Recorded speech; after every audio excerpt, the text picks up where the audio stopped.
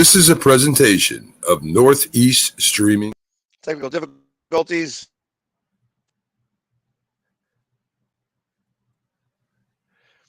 Morning, everyone. Jack Show. I'm Jamie Pax filling in for Mac today, and Hall of Fame boxing writer Jack Hirsch. How's everybody doing this morning? Good, Pax. I got about a little bit bad this morning. A little technical difficulty here right off the bat. You're like the 76ers having a technical foul called on them at the beginning of the game.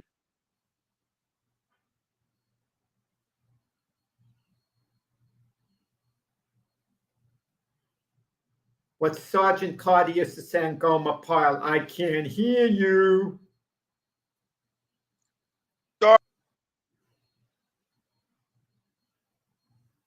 There we go. I think we're getting it figured out. Coming up.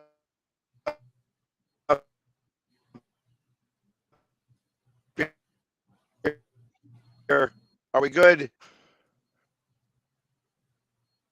Well, we're ending good. Okay. Pax, I believe so. Viewers in the beginning. Well, they're back. We had a viewer, and now he's back. We're good now. All right, perfect. Sometimes it takes a second. I don't know exactly what occurred just there, but now we're back, and we're cooking with gas. You know, and not using any sticky stuff. You said you weren't going to lead in with the Matt Scherzer story, but there you go. I wasn't going to, but I had to make a joke about it. Because it is the Mets messing it up. For those of you who are unaware, Matt Scherzer got kicked out of yesterday's game against the Los Angeles Dodgers. The umpires determined he had some sticky stuff inside his glove, which, of course, if you reach in and you put it on the ball, it might, I don't know what it does to help, the ball. Does it deaden it? Does it help it spin? I have no clue. But nevertheless, there was a controversy involved, and the umpires claimed they warned Scherzer earlier not to use that glove. And he came back out with the glove, according to the umpires. So maybe the umpires had, due reason, for the ejection. Because if you do want to play about something and you warn him once, don't do this. And then he does it, even though the player might feel he's innocent, that he corrected the problem or whatever his mindset is. You can't do it once the umpire warned you. They ejected Scherzer. Now, then Scherzer turns around and he swears on his kids' lives that there was no hanky-panky on his part. So that's a pretty strong, statement by Scherzer. But as it turned out, the Mets, Scherzer was pitching well. I think it was the fourth inning, and then the Mets bullpen came in. They did a good job against the Dodgers. Mets won the game. No harm done. But I think that this situation is going to have to get revisited so it doesn't happen again. It's going to have to be looked into. Were the umpires in there for kicking him out? Did Scherzer try to do something illegal the second time? Because if he did, it should be more than just being kicked out of the game. It should be maybe a small suspension, a fine, or whatever. But listen, Max Scherzer is a great pitcher. There's an 80-game suspension. Oh, 80? 80-game suspension with that. He is suspended for 80 games right now. Not Max Scherzer. Yes, no. Max Scherzer. 80 did that just suspension. come in? Did that just come in? I didn't hear it. No, that's not an 80-game suspension for having sticky stuff in your gloves. He hasn't gotten suspended, Pax. Where are you getting? I heard it was an 80-game suspension with what occurred because of the way that he argued with the umpire and all that other stuff. Now let me tell you, with the players' union being what it is, Scherzer could have gone back in the dugout, grabbed the bat and thrown it at the umpire, and he wouldn't get 80 games. Well, he did not get a suspension. Nothing was 10 handed. game. 10 game. 10 Automatic games? 10 game. An automatic 10 game suspension.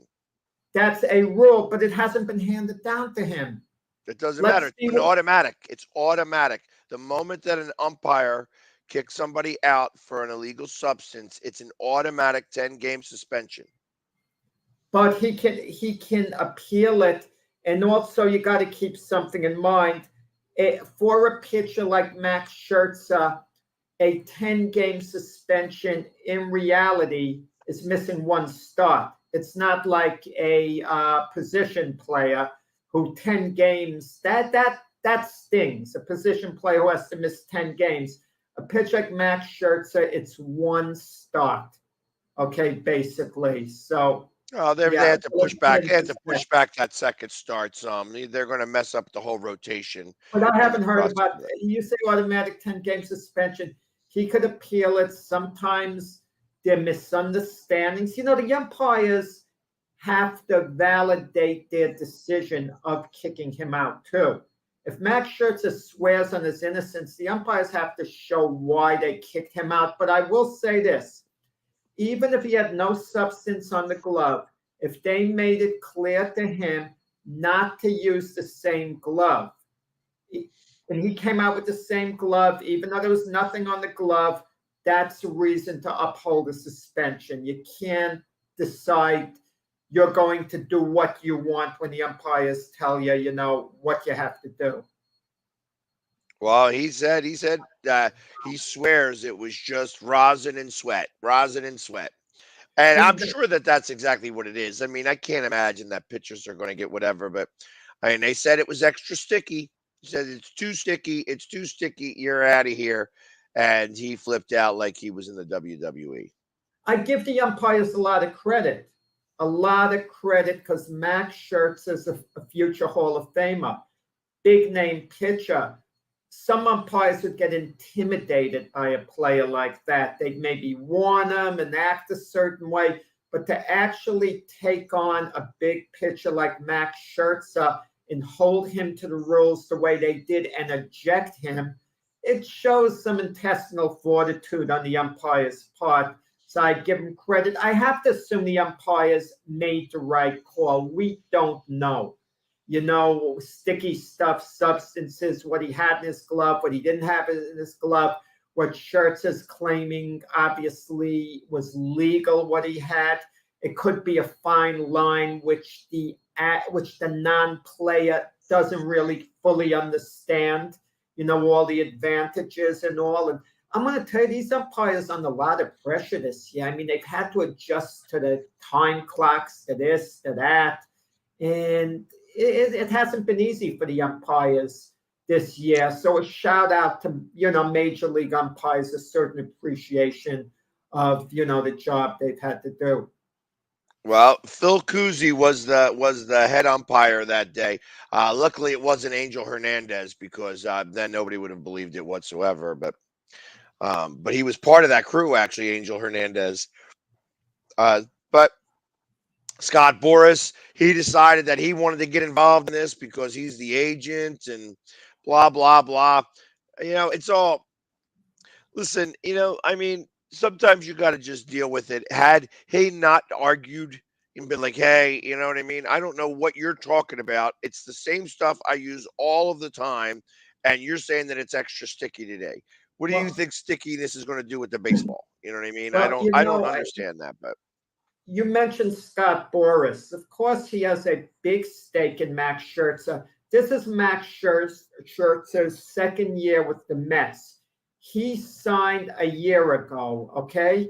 The year before last season, a record-setting 3-year contract, 3 years, $130 million, $43 million per year, 43 and a third, which was the highest salary, per year, per player, and still is. But Scott Boras had put in the clause, after the second year, he can opt out. So Max Scherzer can technically opt out at the end of this season, or if he doesn't opt out, he gets $43 million next season. Okay, Right. but if he has a great year, let's say Max Scherzer has a Cy Young type award-winning year. Scott Boras, worst case scenario, he goes to the Mets and he says, we won't opt out if you extend us a couple of more years at the big money. So Steve Cohen's liable to say, okay, $90 million for 2 more years, $135 million for 3 more years. Just add to it, or he can actually opt out and give him $200 million for 3 years. Just give him all the money. Let's just do it. It's insane. It's insane. You want to know something? If I'm the Met owner, Steve Cohen, who doesn't seem to have a care in the world about money, who seems to be a good guy, who feels, okay, the entertainers, I can afford to pay top dollar. I want to win a World Series. If I'm a Met fan, I'm excited to have Steve Cohen as my owner. And he seems to be very popular amongst the Met fan base because he puts his money where his mouth is. But if I'm Steve Cohen, I could also think, okay, let him opt out and whatever, and I'll see what's available in the free agent market, and I'll sign him then or whatever. I'll match the offer. And, there's so many options with a guy like that who's willing to spend the big money. That's what makes the Ohtani situation so intriguing as far as Ohtani coming to New York. Ohtani didn't want to come to New York. Or maybe he didn't want to play for the Yankees. I don't know what it was. But I'm going to tell you, Steve Cohen will outbid any other team. He has the money to do it. And if a team is going to offer Ohtani, let's say a 12-year deal, 11-year deal, over $600 million, Steve Cohen might go to $750 million. I mean, he might make it so lucrative where it's obvious the only reason Ohtani wouldn't come to New York is because he wouldn't want to play in New York. And that would be the sole reason. It wouldn't be a business decision. So take my word on it. If Ohtani isn't in a New York uniform, okay, it's not going to be a business decision, because the business decision would be to take Steve Cohen's offer, whatever he's going to offer him at the end of the year when he's a free agent. It'll be because Ohtani wants to play in Southern California. And no, Pax, he's not coming to Philadelphia, no way. Don't even let them waste their time bidding, Anna. First off, you don't know that at all, because you're stuck up in New York and you think that the bright lights in New York just bring in everybody. Steve Cohen, last time I checked, he's got a whole bunch of these real high-priced pitchers that right now, but two of the big ones are out. The one guy's hurt, the other guy is now suspended, and the Mets ain't doing so hot. So he could spend all the money he wants. That don't mean he's going to do anything right. But Max Scherzer says he's playing out his option. I mean, he opts out at the end of the year. Let's pretend. Now the Mets don't have to pay him the $43 million plus for the next year. And Justin Verlander, keep in mind, signed a 2-year contract, meaning after this year, the Mets just have to pay him for 1 more year. And guess what? You got Ohtani. You got a pitcher who at this stage might, I'm not saying he is, might be better than both Scherzer and Verlander. Maybe he is, maybe he isn't, because there's no evidence that Scherzer or Verlander have slipped in their performance, okay? Scherzer is still top of the line pitcher, still an all-star type Hall of Fame, on the way to the Hall of Fame. And Justin Verlander won the Cy Young Award last year. So he's just been injured. There's no evidence he slowed down, even though both guys are older guys, Right. But Ohtani, is one of the best pitchers in baseball, and you slot him into that. You can say all you want. That doesn't mean that he's going to show up here or in New York. No, I think he goes to the Dodgers, actually, of all places. He'd have to want to play in Southern California. The Dodgers are not going to outbid the Mets. If Steve Cohen has to, he'll offer like $80 million more than the Dodgers, significantly more. Something, that'll make it hard for Ohtani. You act like Steve Cohen is the only billionaire that owns a team. Uh, our owner, John Middleton's a billionaire. When you're not offering billions of dollars to Steve play. Cohen's a 17 billionaire. Doesn't matter. 17 They all billion. got billions of dollars, and you're not offering a $1 billion contract. You're not doing it. So it doesn't matter. They all got lots of money. It's not a big deal. So you just keep saying that Steve Cohen is just going to offer ridiculous money. He's a businessman. He's Pags. not going to do things like that. You Pags, keep Steve. saying it all the time. Steve Cohen has a staff of guys who are experts on marketing. Okay, unlike you and I. No offense to you, and I don't know that much about marketing. I could just talk about the basics. Okay, but I can't talk about the hardcore dollars involved. And they sit down and they go over every possible scenario, the type of profit Ohtani could turn for the franchise, not just on the field. You and I could see what Ohtani could provide on the field, the GM, the wins, the losses, and all that stuff. That's the obvious. But what an Ohtani would mean for the franchise, the Asian population turning out, for TV deals, for this, for that, the souvenir shops, the tourists, everything involved. Believe me, and if he makes up his mind, we absolutely have to get Ohtani. If it's an extra 150 million I have to spend here, I'm willing to do it. Because in the long run, I'm going to get my money back. Also, one thing about contracts you got to keep in mind, we hear the term about players outplaying their contracts. But the high-priced elite players who sign a long-term deal, by the time they're at the end of that deal, their salary starts slipping. Even the great Michael Jordan, he signed a long-term deal. By the end of the deal, there were guys making more money. Even Patrick Mahomes, a quarterback, record-setting deal. And by the time he plays out his contract, there'll be a few quarterbacks not as good as him who are going to be making more money. Listen, that's why the Eagles were smart in a way to get this Jalen Hurts deal done. I think it was a good deal for the Eagles. Win-win for Jalen Hurts and the Eagles. Jalen Hurts, and I notice when we detouring Ohtani to Jalen Hurts, there's no rhyme or reason. We're all over the place, Pags. We're kind of like the 76ers, Speak for yourself, because you're the one that segued. I didn't even say a word. You just started all of a sudden talked about Jalen Hurts' contract, which I was going to segue to anyways. Which I was going to segue to anyways, because he is now the second the highest paid player in the NFL. And I thought that the Eagles did do that right.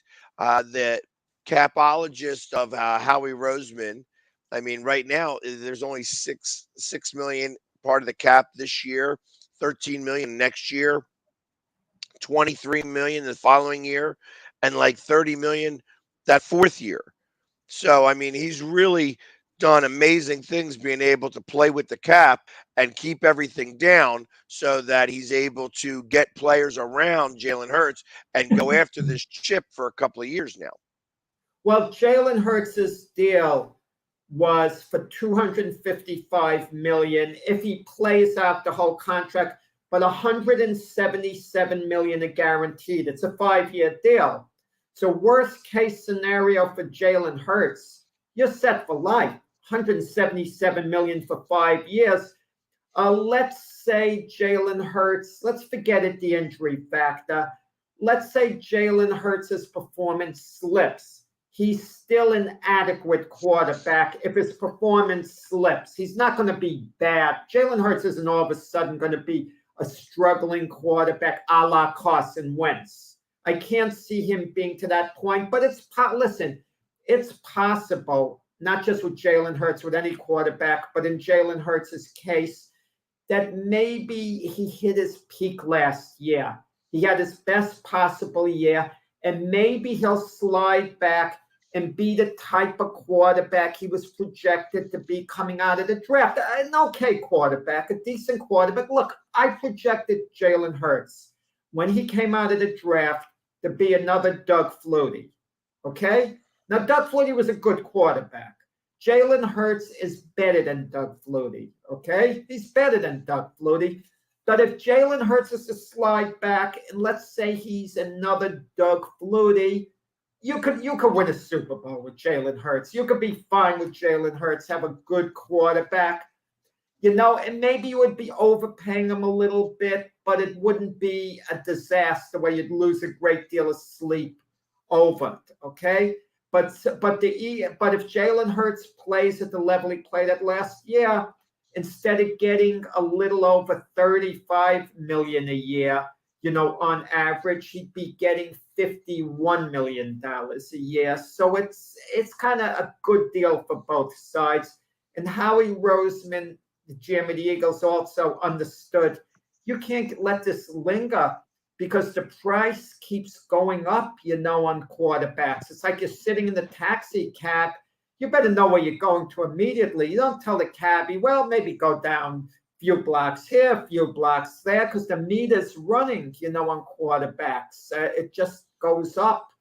But at what point does it stop? Notice the Eagles made a commitment to Jalen Hurts that the Ravens didn't make to Lamar Jackson. Now, was the commitment made to Jalen Hurts because he's less injury prone, perhaps? He's a running quarterback. He got hurt last year. But why would the Eagles make that commitment to Jalen Hurts, but the Ravens wouldn't make it to Lamar Jackson? And don't tell me, Pags, well, Jalen Hurts has a better attitude, because there's no evidence that Lamar Jackson has a bad attitude.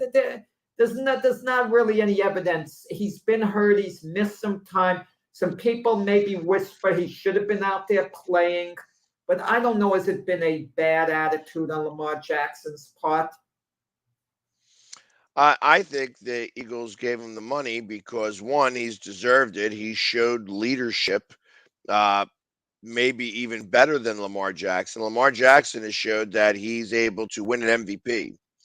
Jalen Hurts arguably should have won the MVP if he did not get injured last year, and outplayed the guy who did win MVP as well, in the Super Bowl. So there's a lot to be able to be said for all that. But that being said, I feel like it's, he got the money because he is showing a certain type of leadership that only a couple of quarterbacks have shown. So that's why he deserves the money. And Chris, you're already late. You were late for the party. We already talked about Mad Max's ejection. We spent the first 20 minutes of that. You come in for the last 3 and then only hear about Jalen Hurts. We've been talking about Max for the last 20 minutes. So now, if the Mets spin on Ohtani, you never know. The Eagles could detour to Max Scherzer. You can never tell. But with Scott Boras as an agent, if I'm an owner, I don't deal with Scott Boras, period. It doesn't mean I disqualify him. I tell Scott Boras, look, come in and see me at the very end, and you tell me what it's going to take to sign your guy at the end, but I'm not negotiating. I'm not bothering. I don't like dealing with you the way you do things. Case in point would be the San Diego Padres. They got Juan Soto. He's going to be a free agent after next season. Scott Boras already made it very clear they're taking him all the way to free agency. And so the Padres have one more year of Juan Soto after this one. They were thinking of putting together this offer that could go up to $500 million in total. But I don't know how, for a lot of years, obviously. I heard like 14 years or whatever. No, Scott Boras really doesn't want to do that. He likes to maximize things. And in fairness to Scott Boras, he's been very successful with his formula. But I'm going to tell you, one day this is going to happen, Pags. One of his high-profile guys is going to suffer a terrible injury, and that big mega offer, he's never going to get it. But the closest it came to a recent case would be Michael Conforto, the Mets right fielder. The Mets offered a couple of years ago Michael Conforto a 6-year deal, $20 million a year, $120 million. To Scott Boras, it wasn't enough. I guess he thought Conforto could be worth upwards of $30 million. Well, Conforto got injured. So Scott Boras did well in the offseason to get Conforto a 2-year deal for $36 million, $18 million a year. But the point is, Conforto loved being a New York Met, and that ship sailed, because they were holding out for the mega whatever. So, Well, he did the same thing. He had the same problem with Bryce Harper. Bryce Harper wanted exactly what he wanted, and he couldn't do all the things he wanted to do with him, Scott Boras. Scott they Boras was didn't like, get the "Hey, we money. do the opt out. We should do the opt out. We should do the opt out." And he's like, "No, I don't want to opt out anytime. I want to stay with one team for the rest of my career." End of story. And that's Yeah, that's well, what. Bryce Harper, it was noble what Bryce Harper did. It was noble what he did. But I'm going to tell you, when Bryce Harper was a free agent, I thought he might command more money than he actually wound up commanding. And the Yankees, they didn't have the level of interest they should have had in Bryce Harper that maybe they should have. But I think in part that had to do with Scott Boras.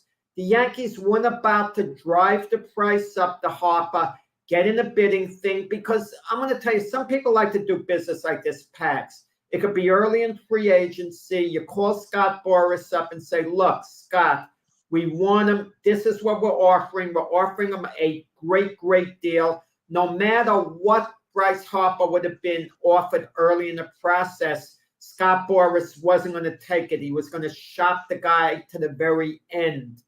And the Yankees didn't want any part of that. They were turned off. And I think Bryce Harper, no offense, initially wanted to be a Yankee because I think he grew up a Yankee fan, but it didn't work out for whatever reason. But in fairness to Scott Boras, he was giving Bryce Harper good advice.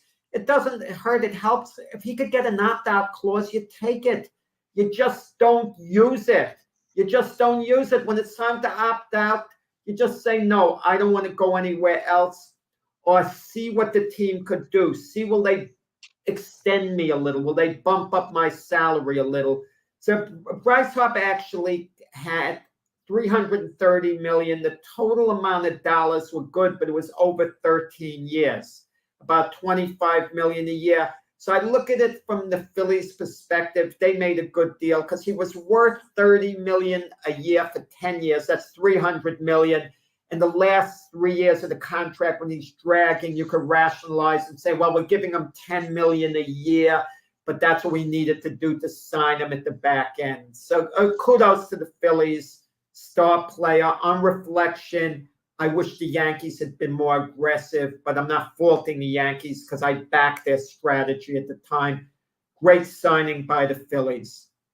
Well, I agree, and now it's like I feel like that he is definitely, he's already. I feel like he's already paid off that contract, and everything that we're getting right now from him is all gravy.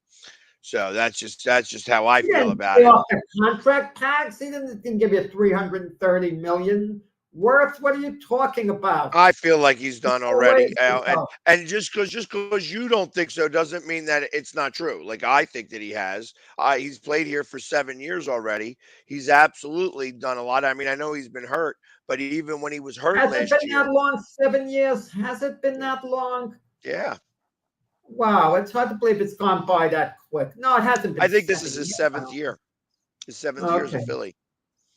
So let's talk about other things that have been going on. Obviously, it's NBA basketball.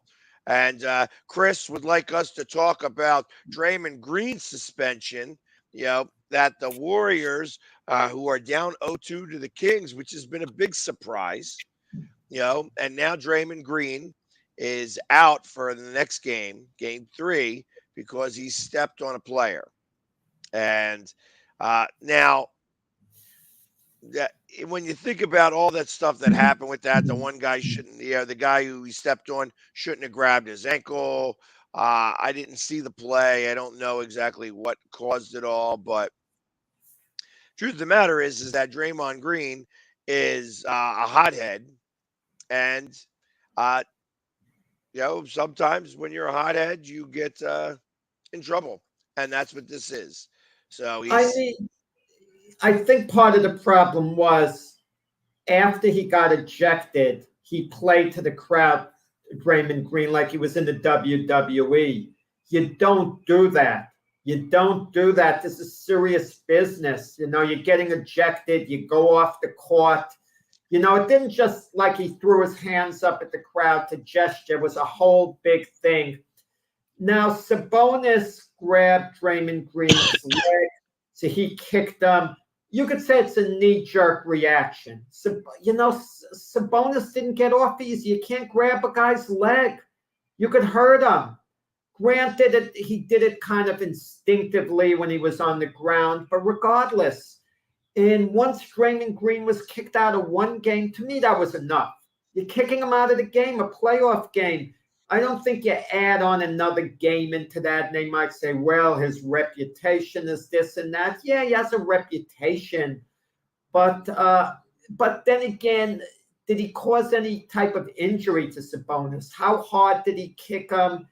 It's kind of a gray area. I can accept the NBA's decision as well. In other words, it could have gone either way. He absolutely, Draymond Green, should have gotten kicked out of the game. I think this one game, but should he be suspended the third game of the series? I kind of, question that. well. Listen, it's actually probably been the best series to watch. I think that it's been a surprise that the Warriors have not. The Warriors beat the Kings all season long. They went 4-0 against the Kings, and then the first two games of this series, the Kings have come out and beaten the Warriors, and now one of their biggest pieces is going to be suspended for Game 3. So I think that this series is over. I think that the Kings absolutely have to win this game because they can't not have Draymond Green and lose. If the Warriors win that game, the Warriors come back to win the series. I think that this is a big game for the Kings, and of course their coach, who just was the first ever unanimous coach of the year, Mike Brown, Sacramento's coach, yeah. right? First The ever. same Mike Brown, who LeBron James is very unhappy with at Cleveland. And I don't have proof per se, but, when all the rumors are going around how unhappy LeBron James was with Mike Brown at Cleveland, when LeBron James first became a free agent and we didn't know whether he was going to leave Cleveland, we thought there's a good chance he'd stay. The Cavaliers fired Mike Brown during that period. And I got the feeling it was to induce LeBron to stay with the Cavaliers. You're going to get the type of coach maybe you're going to like. So what happened after LeBron left and went to the Miami Heat? Like a year later, the Cavaliers rehire Mike Brown as their head coach? Doesn't that tell you something? It was kind of LeBron's fingerprints were a little bit on that. But then Mike Brown, ironically, the team that Sacramento's beating, the Warriors 2-0, he was Steve Kerr's main assistant with the Golden State. He was their bench coach. So you kind of wonder, does that give him a little edge knowing the guys just a tiny bit better, just a tiny bit, seeing them every day in practice, certain formations, what they can do? I don't know. Every little bit helps, but you say it right about Game 3 being pivotal. I think it comes down, if the Warriors are on shooting-wise, they should be fine. But the bottom line is they got to take 4 out of 5.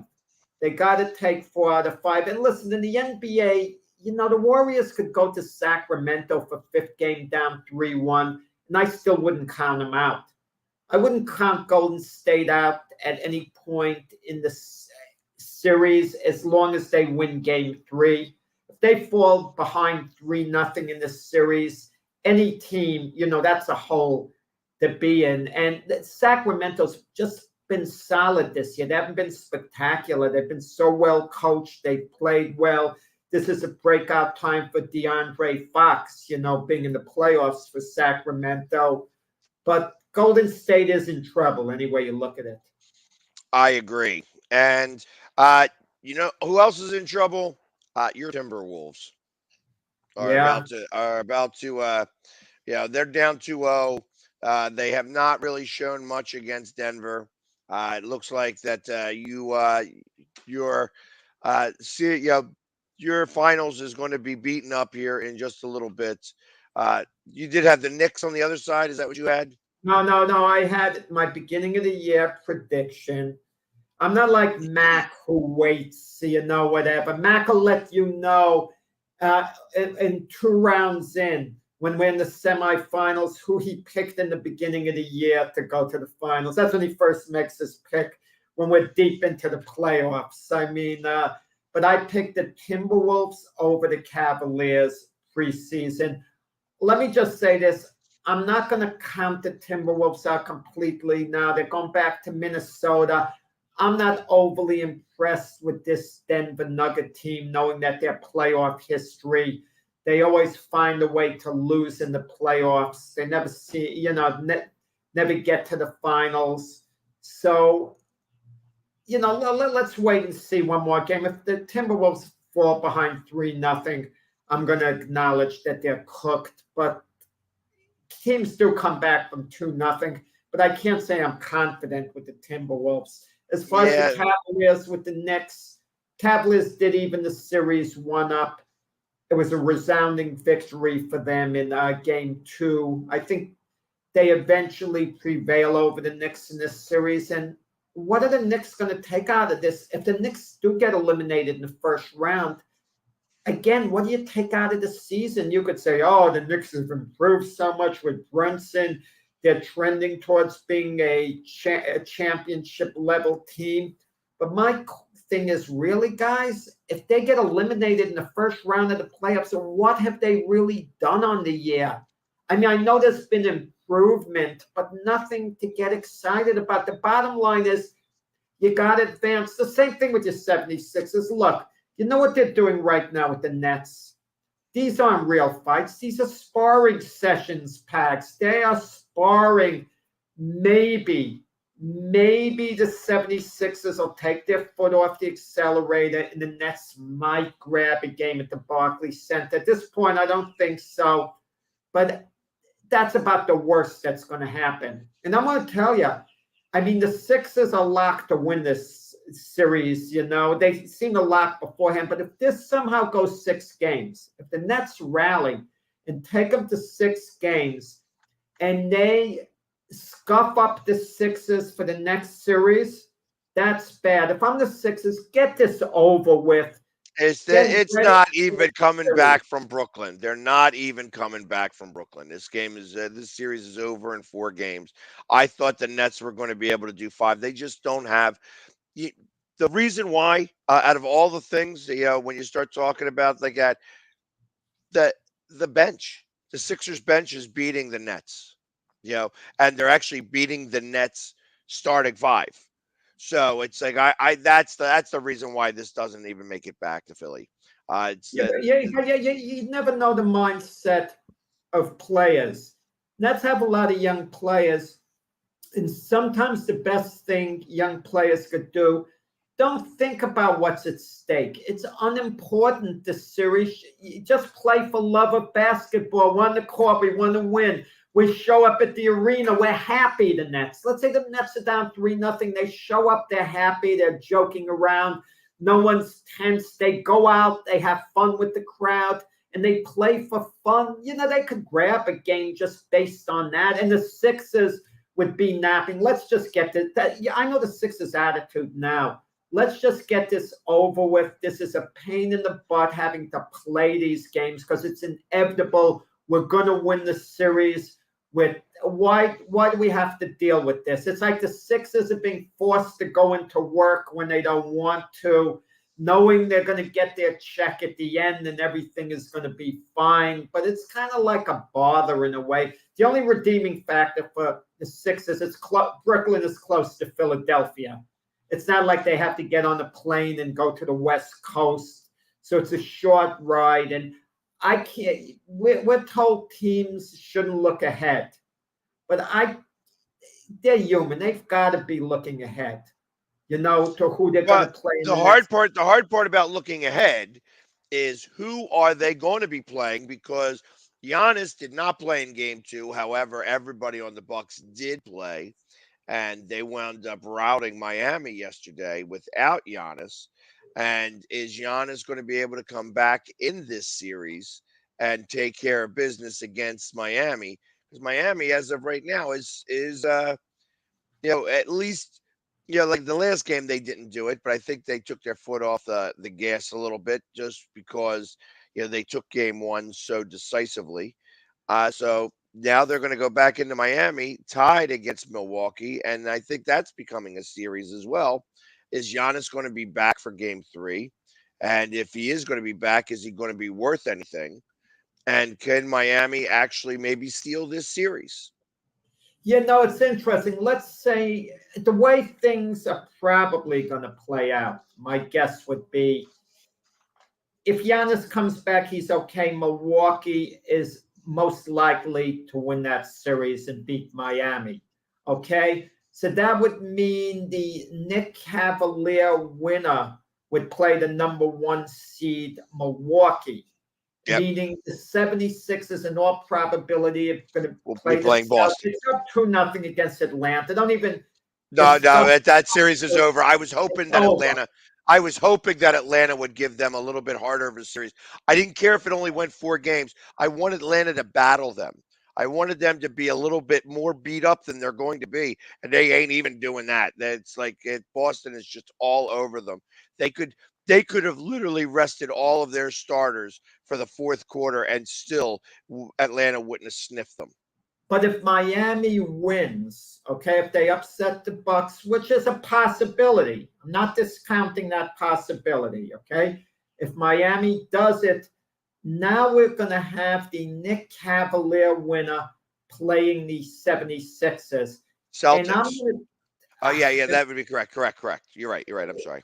Right. Miami would be playing Boston. And if that happened, imagine if it's the Knicks and the Sixers. And I'm going to tell you, you could vouch as a Sixer fan.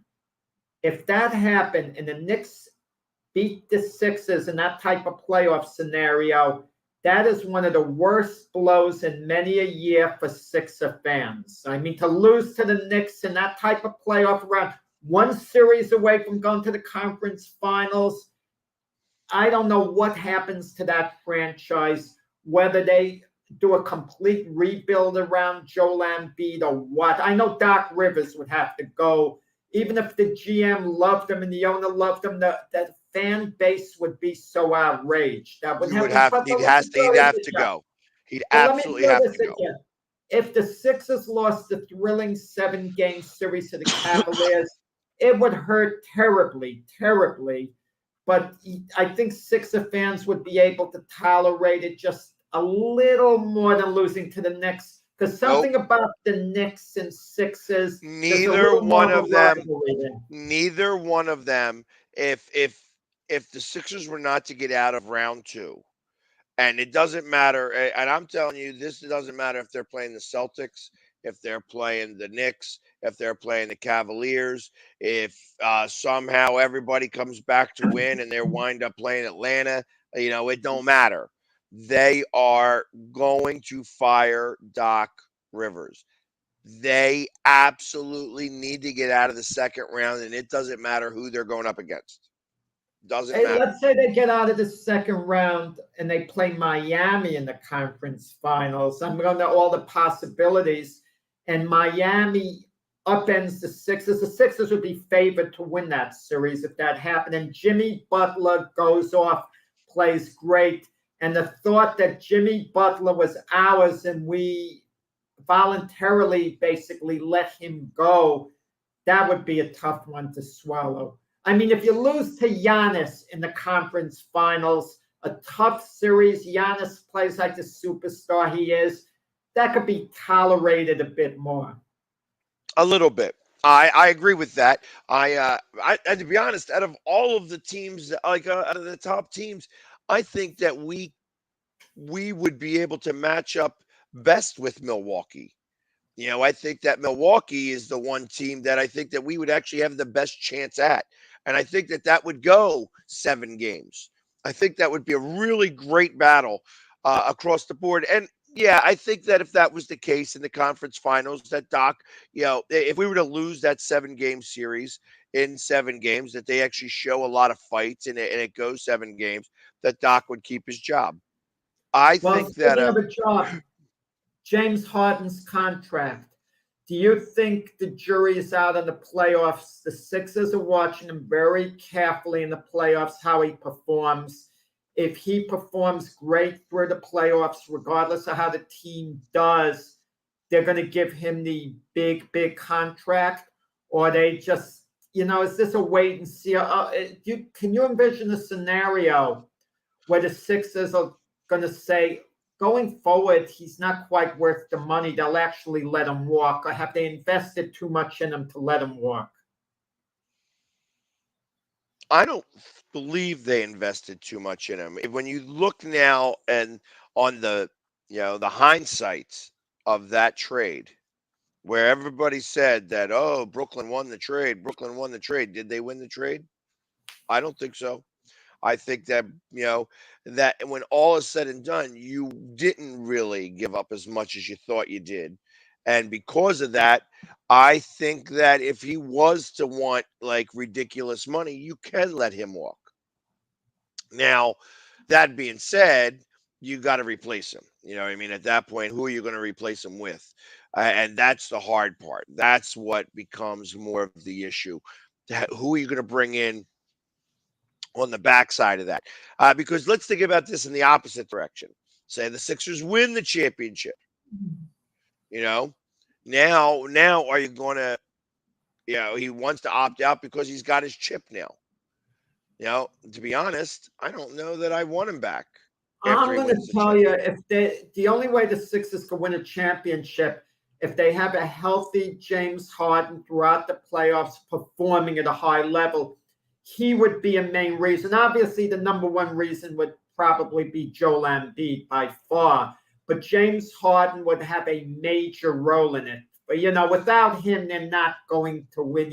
Maxey, Tobias Harris, minus James Harden, go all the way. I'm talking about. He would have to, James Harden, kind of even turn the clock back a little bit, be a little more of a prolific scorer the way he used to be, in the past with Houston, that type of player.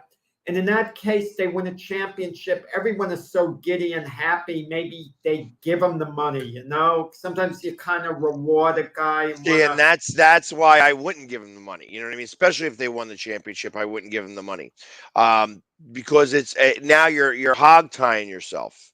I know that you have Tobias Harris is going to be, his contract's going to be done, I think, next year, maybe even this year.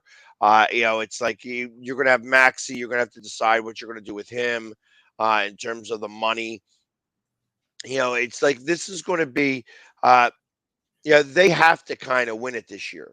And I think that if they don't win it, what are you really going to do? It's almost like everybody has already spoken with Harden, and Harden is going to be the guy who just automatically opts out. He's opting out. That he had a good enough season where he wants to opt out. We don't know that. We don't know that for certain. And I really believe that he doesn't opt out if they don't win the chip. Well, what about this scenario? Make believe for one moment, Pax. You're the owner of the 76ers. Make believe. Your team has won the NBA championship. The door, there's a knock on the door. Who's that? It's Doc Rivers. You say, welcome in, Doc. You're smiling. You've won the NBA championship. He sits on the chair, puts his feet on your desk, and says, boss, I have a 5-year extension, big money, or I quit. Do you give Doc that big extension? The long-term commitment. 6 years he demands. A 6-year extension. You've won the NBA championship. If he just won the championship, I'd give him an extension. If he wins the championship. That's the only Let scenario us that he stop. does that. Because Let's truth of say the matter is that even for big money, first off, big money for coaches is what, $10 million a year. So that's really chump change in the grand scheme of things. My thought would be is that if he wins the championship, yeah, give him whatever he wants because you can always fire him. what's the line in the sand for Doc this year? If he goes to the finals, he stays on as coach. Going to the finals. If they lose in the conference finals, does he I think stay? I think if he loses in the conference finals, depends on how he loses. Like if they get swept out of the conference finals against either the Celtics or the Bucks, or worse yet, Miami. You know what I mean? Like if it's in that type of scenario, Yeah, I think that he's gone. I think that if he does not get out of the second round, he's gone. That you no have to. matter how they play. It doesn't matter how they play. Like even a 7-game series against the Celtics, you have to get out of the second round. That's end all be all. Must get out of the second round. You cannot fall in the second round again. And that's the line in the sand for me. Now, is it the line in the sand for the Sixers? I don't know that answer. But you listen, you gotta get us beyond where you have been able to take us every year. That's how I feel Good about it. one. You know that the NHL playoffs are going on. I know you're not following it because the Flyers were nowhere to be found, in the playoff scenario. But I sniff it a little bit. I sniff it a little bit, but Flyers did improve a little bit this year. No one talks about them. There was a mild improvement, no, it from the wasn't. year It was before. not an Maybe nothing to improvement. get excited about. No, they were semi-competitive. They never made a serious playoff run, but they weren't a disaster. I mean, whatever, That's coming from somebody who has no idea about hockey. Right. Truth of the Well, matter is that the truth of the matter is that when it came to the Flyers, I wasn't even blaming the play on the ice. The problem with the Philadelphia Flyers had to do with the culture starting from the very, very top of that organization. Dave Scott, who has just retired, and the reason why he retired is because when you are the president of an organization, you don't get fired, you retire. And if you feel like you don't want to retire, then you get fired. But he was about to get fired, and he's like, oh, "Okay, I'm just going to I'm going to step away." sure. But in some of the games, the Boston Bruins had a historical season, the most wins and points during the regular season in NHL history. They lost last night, game 2 of the playoffs to the Florida Panthers. It's 1 game apiece. They lost in Boston. They're going back to Florida. Not that big of a deal. To me, every game in the playoffs is important, best 4 out of 7. In this sense, I know it's a kind of contradiction for me to say no big deal than to say every game's important because you really don't have a lot of time. Now it's 1-up, and if you lose the next game, you're in some trouble now. But they kind of remind me a little of the Seattle Mariner team that won 116 games in baseball in 2001 and then struggled to get out of the first round of the playoffs, winning 3-2 against an Indian team and then getting eliminated by the Yankees 4-1. You kind of wonder, is this Bruin team going to follow that pattern? They've been so good during the regular season, or they just had like an off game yesterday. You don't know. They're human. They're entitled to lose a game. They're not going to be sweeping everyone through the playoffs. But now they face some pressure in game 3. And I think they have more. They and the Toronto Maple Leafs have more pressure than any other team in the NHL during this postseason tournament. The Bruins more so because of their historic run. But the Maple Leafs haven't gotten out of the first round in ages, and they got booed off the ice when they lost by a few goals to Tampa Bay a couple of nights ago. So they better bounce back, the Maple Leafs. I mean, they're really against it, and they're playing a good Tampa Bay team. I disagree with your statement that the Bruins have more pressure than the Maple Leafs. The Maple Leafs are under serious pressure. They got booed off the ice in the first period, down 3-0. This is and they lose this series. They lose this series, and Toronto starts to go through the same thing that the Flyers are going through, that they just can't seem to get away from themselves. They blow the series in the first round. When it comes to Boston, there's a reason why the Stanley Cup is the hardest trophy to win in professional sports. That you could do great all season long, like Boston has done. But when you're rolling over teams, you don't know where that second gear is, that next gear. And every other team is going to be able to put it into that next gear to go into the playoffs. And that's what Florida has done. Florida is a good team. They're not a great team, but they are a good team. And they could upset Boston. Boston isn't the end all be all.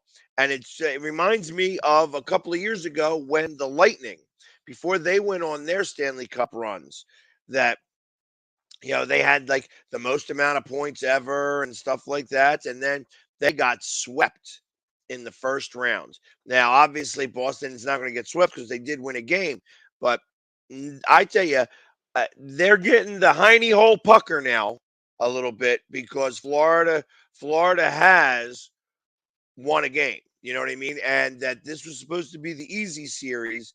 And now all of a sudden, life is going on. And all you have to do is beat one team. One team. You know what I mean? And it's hard to do that in 7 games, specifically in hockey, because coaches are good in NHL, and they are able to defend against certain things. And you look at the best player in the league, Connor McDavid. And here it was. I don't know what they did yesterday. Let me check and see what they did yesterday. But he had over 150 points or 150 points this season. And what happened in game 1? They get beat. So it's not surprised. Let's see. Edmonton did beat the Kings yesterday. Yeah, So but it's one team is going to merge out of nowhere, and it's going to be a major surprise, as the tournament goes along. I'll tell you, you kind of wonder the New York Rangers. They beat the Devils and they to go up 1-0 the night before last, 5-1. And the Devils admitted they were nervous. They were just too uptight because even though they had a great regular season that exceeded everyone's expectations, they're a very young team. They hadn't been in the playoffs before.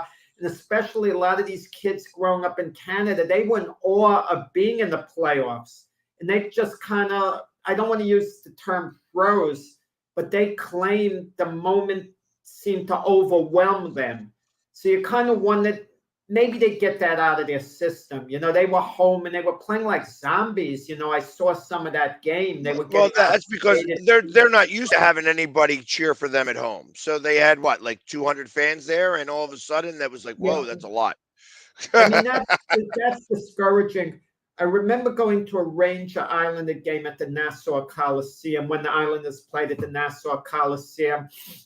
And I was astonished. It seemed like a Ranger home game. I'm walking in the lobby, all these Ranger jackets, this, that. It's like the Islanders had like a special section. And that's got to be demoralizing, like in your own building. The other fans are coming. I mean, it's rough. But listen, you have to develop your own fan base, but sometimes you can't, no matter what you do. They're playing in Europe, the Prudential Center. How many fans in Jersey are you really going to have who are going to be adopted as hardcore Devil fans unless they're introduced at a young age? But then it takes, 2-3 decades to develop them, the fan base. And these Ranger fans have been passed down from generation to generation. The fathers to the sons to their sons. It's like a culture going on. Like from being from Philadelphia, if another team came into Philadelphia to play, they'd have to start a whole new fan base, and they would get young people to follow them. It happens that way in 2 team cities, even the Jets and the Giants. It's close. It's gotten tighter who has more of a fan base, but it's still the Giants because it's been passed on from generation to generation, a little more so.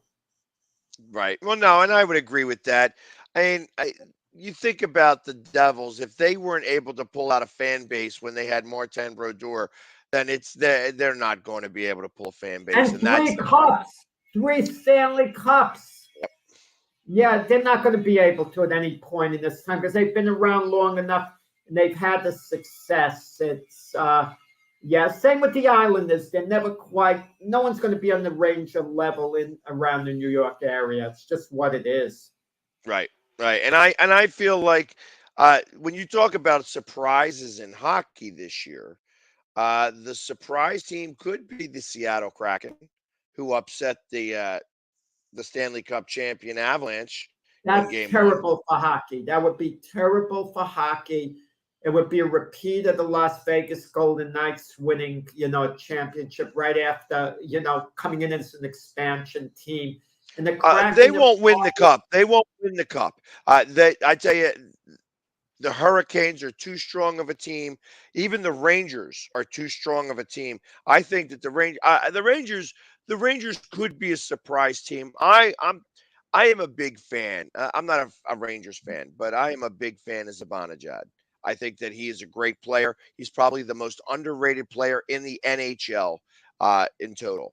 And then when you have Shesterkin, and I'm killing his name there. Shesterkin carried them in the past. Right. Could he carry them, through the playoffs? I mean, I they agree. counted too heavily on him before. Well, they have a little bit more scoring power now. And I think that that's part of what could help the Rangers. Are the Rangers good enough to win the cup? I mean, if they go up against the Lightning, the Hurricanes, or Boston, I don't know that they have enough firepower. It would rely more on Shesterkin to be able to do that. But I don't think I don't think that they have enough. They still need another piece to be able to do that. They need some scoring from their defense, and they don't have that right yet. But I mean, the Lightning is still, a force to be reckoned with, just because they're used to being there. They know how to turn it on. I'd be interested to see when they beat the Maple Leafs, because they're going to beat the Maple Leafs, what that series is going to look like against Boston. Because there you're going to have the team that's been to the Stanley Cup Finals for the last 3 years against the best team in the NHL this year.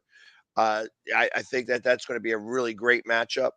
I think the Avalanche will be able to get above the Kraken, but we'll have to kind of see as that series goes on. They play again today, and of course the Kraken are up 1-0, and then the Golden Knights, who have had a great season all the way around, are down 1-0 against the Winnipeg Jets.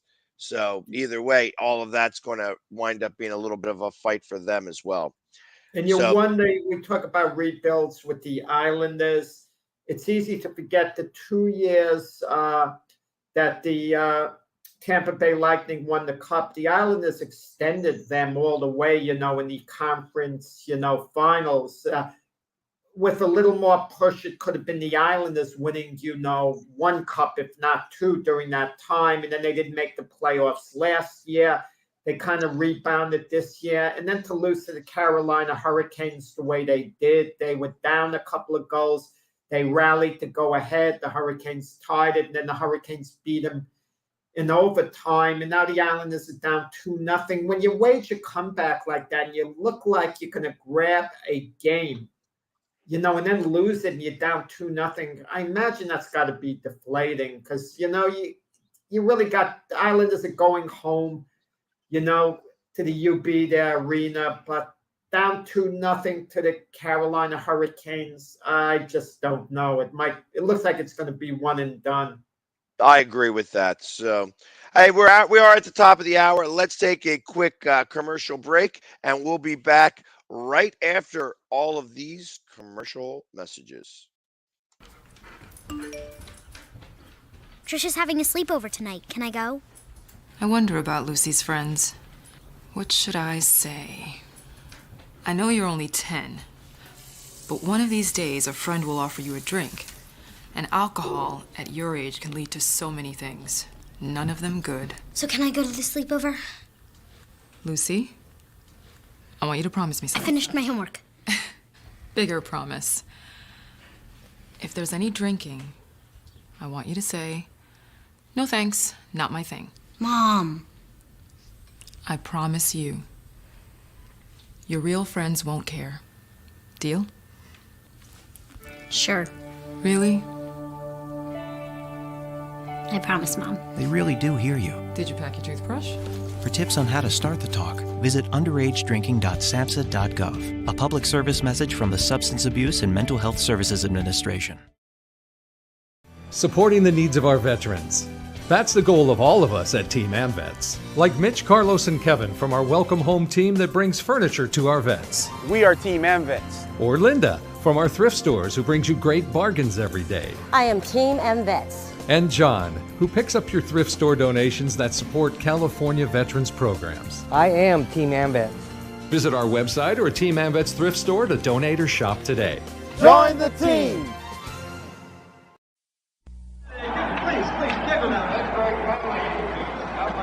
Mr. Green? Mr. Green? Yeah. You need any help? I just want you to know, I think you're the best ever. Yeah, sure. Want my Coke? It's okay, you can have it. No. Really, you can have it. Okay. A Coke and a smile makes me feel good, makes me feel nice. Be around. That's the way it should be. I like to see Hey, kid. the whole world smiling with me. Coca-Cola as life. Have a Coke Wow, and thanks, Mean Joe. smile.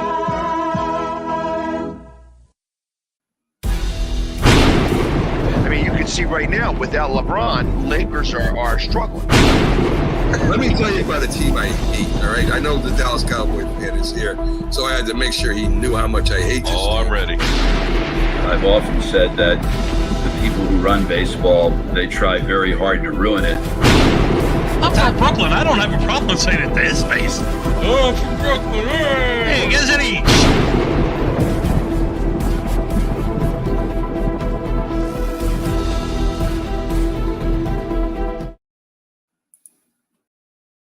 And welcome back to the Mac and Jack show, our second half of the show, as we talk about everything that's going on in the world of sports. You know, as I'm looking back here and just seeing all the different things that are happening beyond just the first, just the major news. One of the things that I saw that really angers me, actually, is that the Oakland A's have purchased land in Las Vegas for a new stadium. And I am not a big fan of that.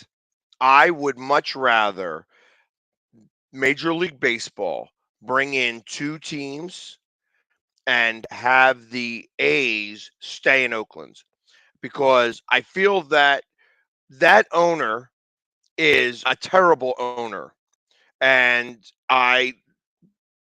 there shouldn't be a reason that he gets rewarded with being able to move his franchise to Las Vegas.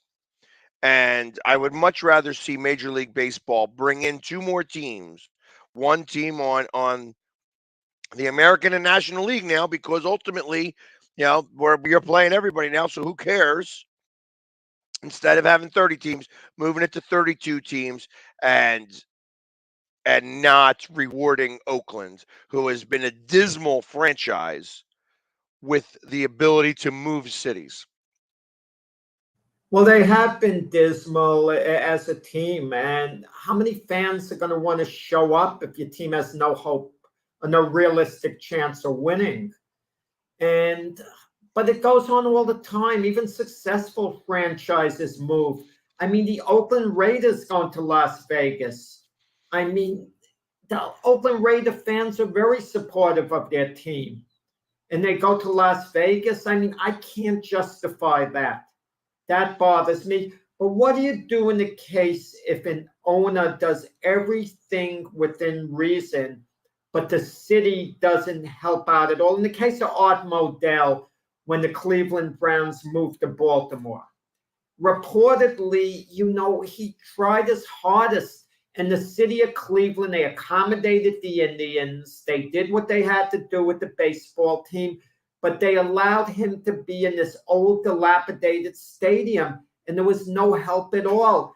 Look at the most famous case of a team moving, the Brooklyn Dodgers, even though I know I'm going back, past the 1957 season.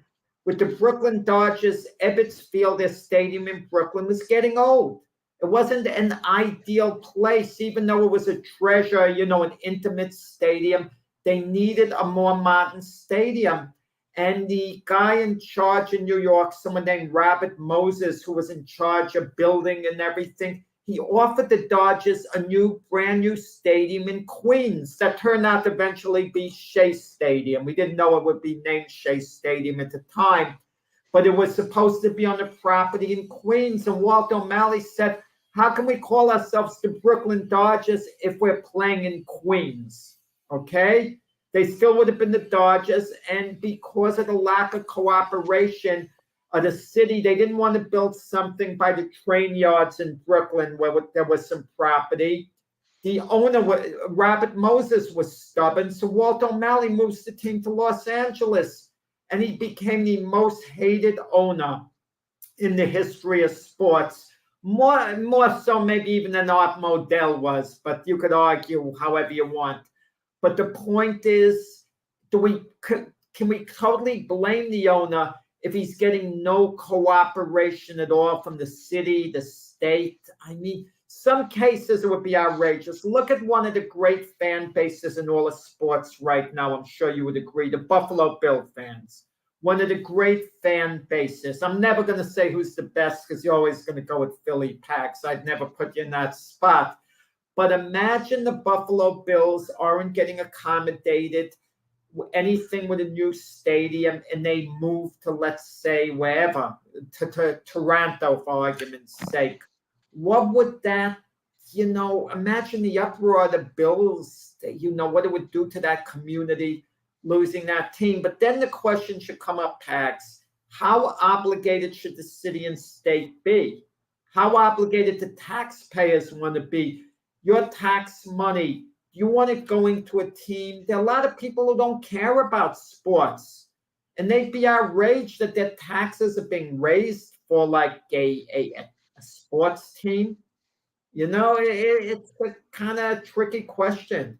When you it's funny that you didn't mention the one team moving that I think was actually more maligned than everybody else that you just mentioned. Maybe on the same par as the Dodgers. Baltimore leaving to Indianapolis. That was a big deal for Baltimore. But Baltimore, they just slipped out in the night, and it's like, what just happened there? And that guy was hated for a long time. It's Pax. I'm sorry to cut in. The names change. Someone taking the name too. That's what bothers me. I'll give Art Modell credit for this. When he moved his team from Cleveland to Baltimore, he left the name the Browns behind. They weren't called the Baltimore Browns. When Baltimore left to go to Indianapolis, they kept the name the Indianapolis Colts. We shouldn't have a team called the Baltimore Ravens, Pax. They should be the Baltimore Colts. Well, that's what so actually that was a concession that was given up by Art Modell. He said that, listen, it's like, we're not going to come to an agreement here. I have to move this team. I have to move them. I will release the name that the Browns will always be in Cleveland. Because he wanted it. I mean, you think about all the things that were going on with Cleveland back then too. I mean, they had gone to a number of conference championships and never made it to a Super Bowl. He wanted to also change the dynamic. Super Bowl since the history. They still have not. They have never gotten to a Super Bowl. But now Modell has won two. They've only gotten to one. The Lions haven't gotten to any. Right. So and Modell's now won two with the Ravens. So He's it's won with the Ravens. well, the Ravens have won 2. Well, they won 2. Yeah, right. I think he was he's not alive, so he wasn't for the other one. Yeah, Right. The So Ravens franchise. Yeah, but you know what gets me, Pax?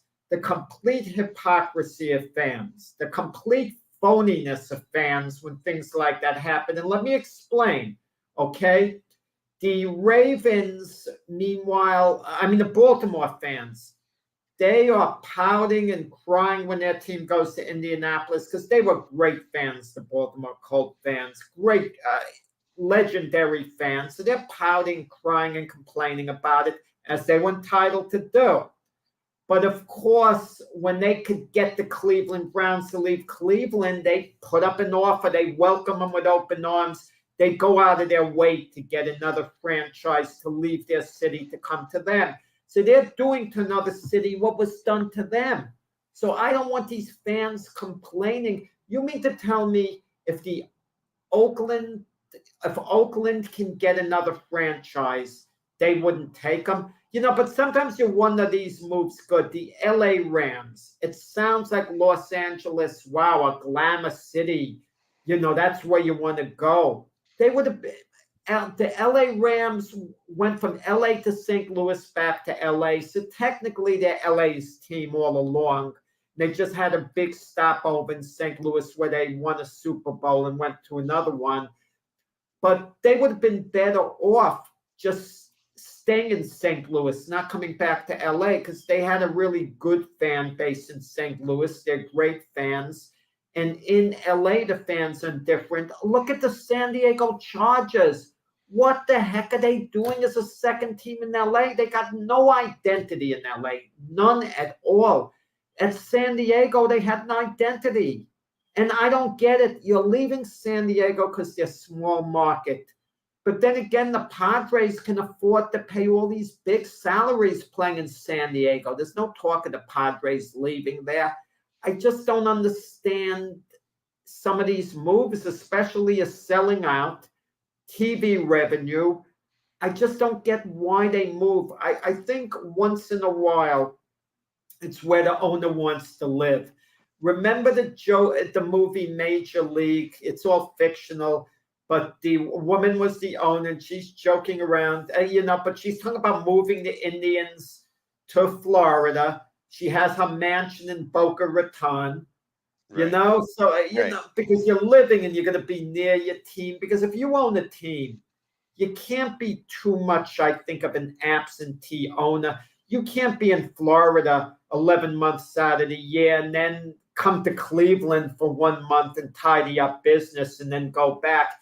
You usually want to be around your team, around the offices. You don't have to be in the office each day, but you want to be around, you don't want to be too detached.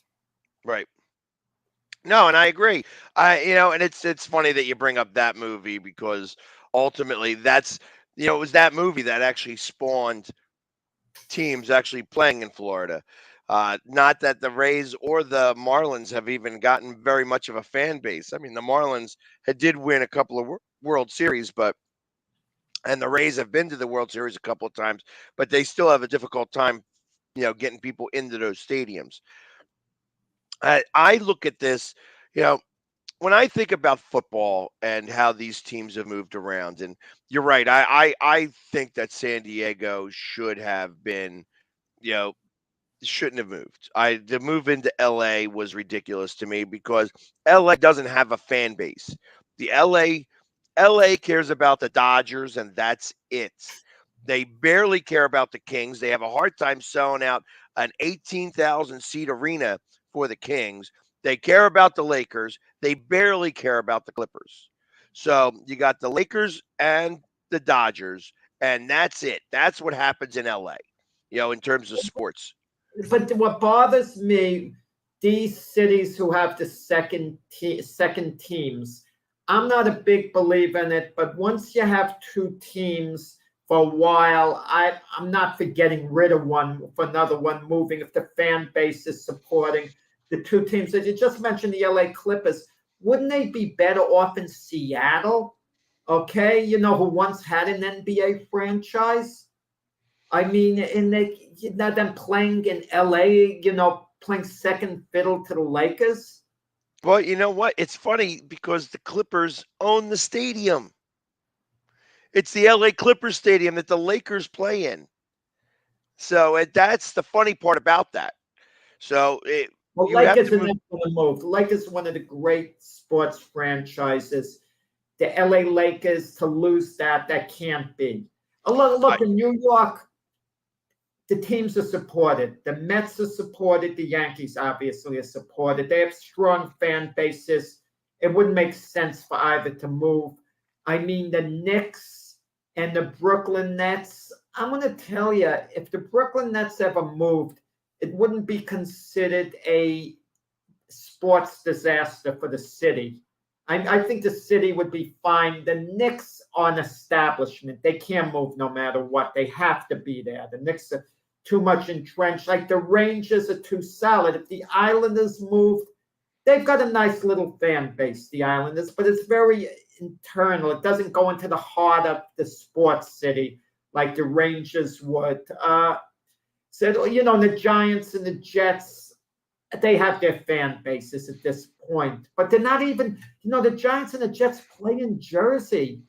That doesn't make sense. They're considered New York. They're like shared with New York and New Jersey. They're called the New York this, New York that. We look at them as New York teams, and it's so close to the city, too. Right. But yeah. So let me ask you this: if Brooklyn was to leave, because Brooklyn's having a hard time, selling out that stadium as well, where would they go? My first thought, there's two cities that come to mind right away. Pittsburgh, which I don't think can really, I think that's too small of a spot for them to really have a basketball team, or Baltimore, which again is really close to Washington and Philly, but I think Baltimore could stand alone and house a basketball team. They don't have a hockey team, so it's not like that. You have football and you have baseball, and that's it. So could you put a basketball team there? Probably. The Wizards are terrible enough that you probably don't get a lot of people from Baltimore liking the Wizards. So those are the two cities that right off of the top of my head could be a landing spot for the Brooklyn Nets if they were to move. I don't think it would be prudent for the Nets to move anywhere. Brooklyn is a very nice place to play. They're in the beautiful arena, the Barclays Center. It's just the buzz the Nets are going to create never quite going to match what the Knicks do. Listen, we had all this drama with Durant and Kyrie, but imagine we had that drama if they won the Knicks. It wouldn't be just on the back page of sports pages. It would be on the front page of the news. Somehow, if they were Knicks, it's a little different. There's nothing that compares to playing on a championship level at Madison Square Garden. And we haven't had that since, we got to the finals a couple of times since they won in the 70s. But something about the Garden when it's buzzing heart of Manhattan, it's kind of like a special place. So let me ask this question. All right. Different season. We're not talking about this season, obviously. The Knicks stink. Don't make the playoffs. The Nets wind up in the number 2, number 3 seed, wind up going into the conference finals. Do the Nets say, hey, listen, we want to play at a little bit bigger venue. Let's bring it to Manhattan? No. Barclays Center is a beautiful venue. That's a non-issue with the Nets. The Nets on the threat to move. But you wonder about certain cities that don't have NBA franchises. You gave a couple of examples, Pittsburgh or Baltimore. You think maybe it could work out, but you're skeptical. Toronto Raptors are more popular in Toronto than the Toronto Blue Jays, okay, right now. That's at least what I hear. and the Blue Jays have a darn good team. What about Montreal? We've kind of forgotten about Montreal. You know, they lost the Expos.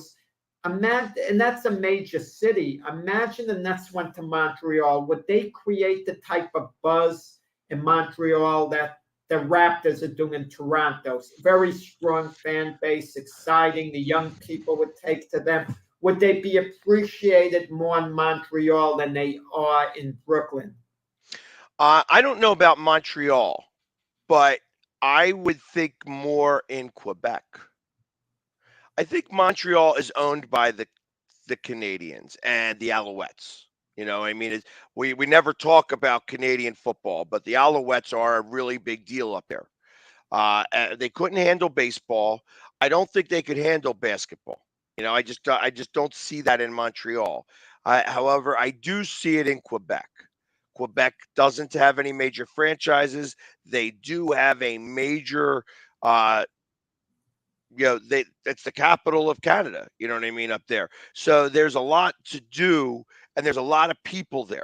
And I think that would be the city that would handle having a basketball team. Since they do play hockey in there, but that's all minor league hockey now. They do have a Canadian football team, but having an NBA team there, I think would work. Obviously, Vancouver didn't work.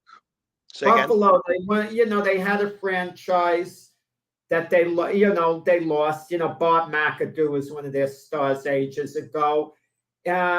Could Buffalo support an NBA team? I mean, they certainly. No. And I'll tell you why not. Nobody wants to go live in Buffalo. And for the season, it's way too cold. It's way too. The reason why a football team works there is because football is over February. The worst part of the weather, the Sabres are there, obviously, but from February and March, the Sabres play a lot more away games than they play home games. And I think that that's part of the big deal. Like, that's why it would be hard to get a free agent to want to go to Buffalo. You know, football is one thing because there's only so many jobs in football. A player is going to go anywhere if it's an iconic franchise.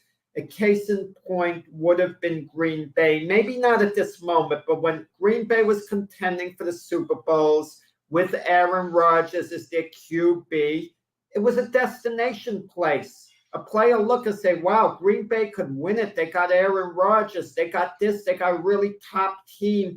They'll want to go there and play there, all factors equal. I mean, they'd rather go there than play for a doormat franchise. If the Jets were playing very poorly and the Packers were playing great with Aaron Rodgers, a free agent might think, I'd rather play for Green Bay. I don't want to play, for the Jets, even though it's located around New York. And we're in a day of social media, Pags, too, that players don't have to run out. They just need a couple of nice restaurants for dinner, and then they could stay inside and play on their laptops, get all the movies, Netflix, this and that. There's enough to keep them entertained. They just need a couple of local clubs they could go to, and they'll be fine. But that's the thing about that. Like, when you have that type of money, you can make the club that you want to be. You can make the club. That's why all these sports stars start restaurants, because they wanted a place to go eat and they made one. You know what I mean? So they made the place to go eat. Getting off that, in 1 week, we're going to have the NFL draft. Do you pay attention to the mock drafts much? Do you look at them? Are you amused by them? You take them seriously, or what? I listen at arm's length. I think that they don't, that nobody has an idea beyond the first couple of picks, that nobody really has an idea.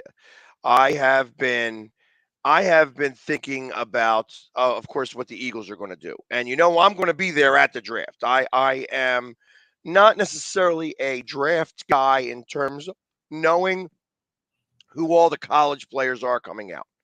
I believe in, hey, this is the need that team has, and this is who they should take in regards to that in terms of a position or positions, not the player. So I feel that if a team is choosing the correct position, then there's a 50-50 chance that that guy's going to work out there. Obviously in the draft, you never know who you're getting and what the cause of this is. I feel that they have gotten better at this. You don't see as many busts. You see, I'll disagree. You see your good share of mistakes being made in the draft. And I think it's because of the combines. They see players go to the combines. One player shows more athletic skill than the other player. And all of a sudden he goes up, they line him up to run the 40. One guy's a fraction of a second quicker than the other guy. One guy's had a little bit of a better vertical jump. One guy makes a spectacular catch. Never mind that he'll have a case of the drops otherwise, but he shows a certain athleticism and he goes up and down the board, and it drives me crazy. It shouldn't be a factor in the early rounds. I could understand rounds 5, 6, or 7. You take a flyer on a guy. He shows amazing athletic ability. He might look like a diamond in the rough. So you maybe move him up a little bit. But even the quarterback position, I mean, they tend to overthink things. I mean, and I can't believe the reports that I'm hearing. Bryce Young reportedly is going to be taken first. Now, I'm okay with that, even though I wouldn't take him first, because I think he's going to be an outstanding quarterback, Bryce Young. He's going to work out. I don't think you could go wrong with Bryce Young. But I hear Houston, Texas going second, might be passing on C.J. Stroud. They might be taking Will Anderson, an outside linebacker. And this is a team that badly needs a franchise quarterback. Now, if he wasn't an elite franchise quarterback, C.J. Stroud, I could understand them doing it. I'd even support them doing it if it was like Malik Willis was on the board, the second best quarterback who isn't that good. I wouldn't go with a quarterback in that case. I would take the best player. But C.J. Stroud is the real thing. He's going to be a star in the league. He's going to be outstanding. I mean, worst case scenario, C.J. Stroud is going to be another Kirk Cousins type. He'll still be good enough if he's not outstanding. He's still going to be worth the selection. But these teams are overthinking things, and I just don't like it. Well, I think that there's talk about all these players. I think that's part of the problem, that there is lots of talk about all the different types of players, and that's part of the issue. Is that, like, for instance, the Eagles at number 10, and of course I can only speak about the Eagles because I hear about it all the time and we talk about it all the time on my side of things. I don't have enough time to try to figure out what anybody else is going to do. But that being said, everybody keeps talking about this running back for Texas, Nijan or whatever his name is, and I think that the Eagles are using that as a rouge. I think that they're going to trade out of that number 10 pick, and they're going to trade down to the number 15 or 16 pick, as far as I'm concerned, that's what I believe. And somebody's going to move up into there to either take that running back, because they're building up the running back. John Robinson, yeah. Bijan Robinson. You don't know what these picks. I was joking around about my co-host Mac, but Mac nailed it a couple of years ago when they had all this talk about all these quarterbacks with Trey Lance, Zach Wilson, and company, and all these guys. It was Mac who was saying none of these guys are good to be drafted that high. Like Trey Lance, he thought was awful. He wasn't high on Zach Wilson. Yet Zach Wilson went number 2 in the draft. Trey Lance went number 3. And in large part based on the combines, not what they accomplished in college. Based on the combines, and teams want a certain position player, especially a quarterback, so badly that they're going to reach on him. Now the talk is with this Anthony Richardson coming out of Florida, because he's been so outstanding during his time in the combines. He's interviewed well, but he hasn't played well in college. So you're judging, oh, this guy's got potential. He's going to carry the clipboard for 1 year, and then he's going to be this type of outstanding, quarterback. And I just don't go for it. Get the best players available. The only position I could understand by need is sometimes quarterback, but only if the quarterback is nearly as good as another position player. Look, if I'm the Kansas City Chiefs, and by some chance, if I were picking 3rd overall instead of Arizona, I'm not going to draft a quarterback no matter how good he is. I'm going to trade the pick for something else. But we'll see that the Eagles trading down makes sense. If you could trade from 10 to 15 and get a second rounder, and chances are you look at the whole list of players and say, look, I got a bunch of guys lumped into one category. I'm good with any one of these guys. Then you trade down, then you're going to get basically the player of your choice and additional draft capital. Right. And I agree with that. I think that they only have 5 picks so far this year. That trading down makes sense. And I love how Howie does his things with it always seems like he's raping the other team. And I don't know that that's real or not. Obviously, the other team is that's not the best term to use. Make it, let's. He's always screwing over the other team. That's what it seems like to at least us here, that we wind up getting a lot more than what we would have expected to get for that pick. And truth of the matter is that the other team's got to make the deal too. So it typically does work out for both teams. That being said, it wouldn't surprise me for the Eagles to trade out of there and move down to the 18th or 20th pick. Now, I think that by moving down to the number 16 pick, I am a firm believer. There are only 4 types of player that you pick in the first round of the draft. You pick offensive linemen, defensive linemen, cornerbacks, or quarterbacks. That's it. That's all that you get, because that's everybody else is more of a thing. Now, as you get later in the draft, you get around 28, 29, 30, 31, 32, the last 5 picks in the draft, you could then choose to go for like a running back or something like that because of the way the rules are, and you get that extra year. But that's only that special occasion do you want to use that extra spot, that extra year of eligibility to hold them, because there in the longest of terms, you could hold that person for 7 years rather than 6 if you franchise them twice. I think you should think so far ahead. To me, you take the best player. If you have a dynamic running back, why think, running backs, I could get them anywhere. Let me build up the offensive line, this and that. You have if the running back is one of a top 5 player in the whole draft, I take him. Why wouldn't I take him? I'm not, because he's not, the value of the running back position right now is overvalued. That I think throughout the league, it's overvalued. And we could talk about Saquon. Saquon is a prime example of that, is that without an offensive line, you wind up getting your running back hurt all the time. You know what annoys me about Saquon Barkley? He was picked 2nd overall by the Giants.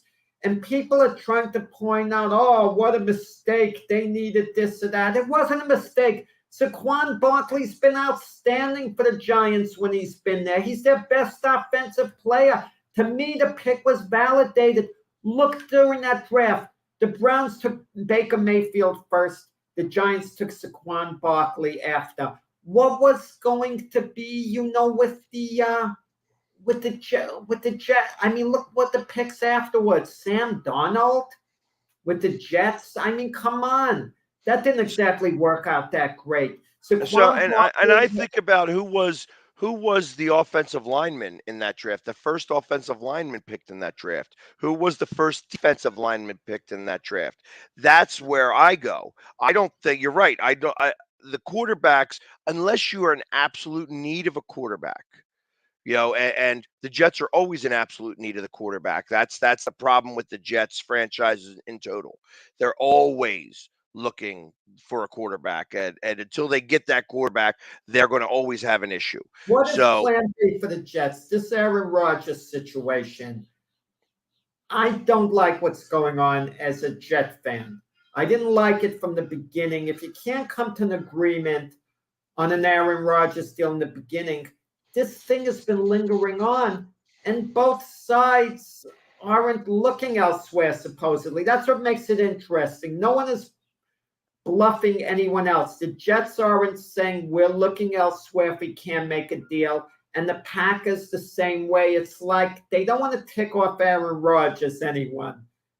Because Aaron Rodgers might suddenly say, I'm going to report to Green Bay. If I got to be Jordan's backup, I'll be his backup. They don't want to tell one of their iconic players, stay home.